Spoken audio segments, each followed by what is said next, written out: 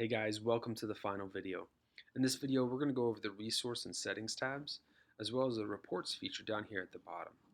Now again, if you have any questions after watching the video, please contact the Mobilization Department. That's Reed Townsend, Michelle Cobble, and myself, Cole Rogers.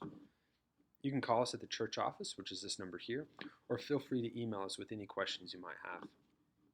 Now in the first video, I showed you guys that you could email members of the group through the groups page, either by clicking this button, selecting the members you want to email, or filtering out between leaders and regular members. The only downside is that you're not allowed to add attachments. The workaround for this is through this tab, Resources. Now here you can upload a resource and make it visible for everybody in the group. So just as you have access to Planning Center, your group members also have access into Planning Center. They're only going to have a limited view on members, so they're not going to be able to see phone numbers, but they can see email addresses. Limited view in events, they're going to be able to view the event, view a location if you guys are switching locations, and they're only going to be able to see down to the resource tab. So they're only going to see these top 3 tabs, and one of the things they'll be able to see is any resource you upload and make visible for them. So to add a resource, you'll just click the Add Group Resource button. Now this is a file already on your computer. So you'll just select Browse and browse your computer for the document you want to upload. Select it, and you can give it a name and a description, and select the visibility. Now this can be for all members, or if you're sharing like a leader's resource or leader's manual, you can make it just visible to the leaders and select Create. And this will automatically upload to Planning Center. So again, all members of the group can log into Planning Center, and they can come in here and download any resource you might have uploaded for them. Now, moving on to the Settings tab, this is just basic settings for your group.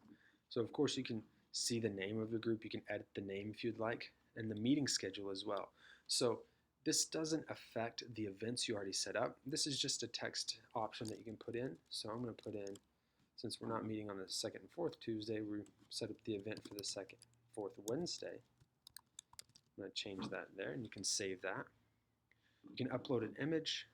Again, here's the locations that you can create, contact information for the group, and then a group description. And here's where you're going to give a little bit more of a description about what your group is. So if you're an empty nesters group, you can write that in. If you're switching from Experiencing God to like a Matt Chandler study, you can write that in here. And this is information that people are going to be able to go onto the Stonegate website, and when they're looking for groups, they're going to be able to see this information here. Now, moving on to the reports feature. This is one of my favorite new things that you guys now have access to. So what this is going to do is it's going to give you kind of stats for your group. So here you can see this is the mobilization meeting health stats. It shows the members, the meetings, and the turnover rate. And what it's going to do is it's going to show it in this box in light of other groups that are similar to yours. So this is a hidden group, and so this is going to show other hidden groups. Now this isn't for you guys to compare yourself to other groups and say, oh, we don't have as many members, or we're not meeting as much. The health of your group is going to be determined by you guys and not by these numbers. But this is to give you just an idea. Also, it's going to give you demographics. It's going to break it down between male and female. And the unassigned, guys, these is just for people that we don't have the gender in our database. So if you have several unassigned or even one unassigned, please let us know, and then we can fix that and get that correct. And if you scroll down, you can see stats over time. Now you can select how long you want to view these stats, so we'll keep it at 6 months. And you can view the event attendance that you have, so you can view just kind of a bar graph of your attendance, and also your group membership, and you can see the ebbs and flows. And if you keep track over a year or 2 years, you can kind of see the ebbs and flows of your group and kind of know when's a great time to meet, and maybe, you know, in the summer when it's not as good, you can adjust your group to however you would like and whatever works best for you guys. Now, one of my favorite new features is the attendance tab here. What this is going to do is going to show you each meeting that you have and who showed up for the meeting. And again, you can select the time frame that you want to view. Also, it's going to show you the percentage of attendance for each member for the time that you selected.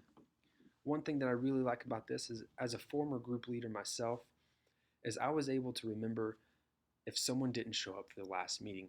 But it's hard for me to remember if people didn't show up for the meeting before that or the meeting before that. And here you have a visual image of being able to see that. So here you can see, hey, Cole didn't show up for the 27th, nor the 26th, the 19th, 12th, or 5th. He hasn't been here all month. I wonder what's going on. And this gives you a chance to call them and minister to them better. So this really, guys, this is for you to be able to minister to your group and just kind of give you a visual of your attendance and all that. So guys, again, thank you for watching. Thank you for what you do. If you have any questions, please feel free to contact us. Thanks.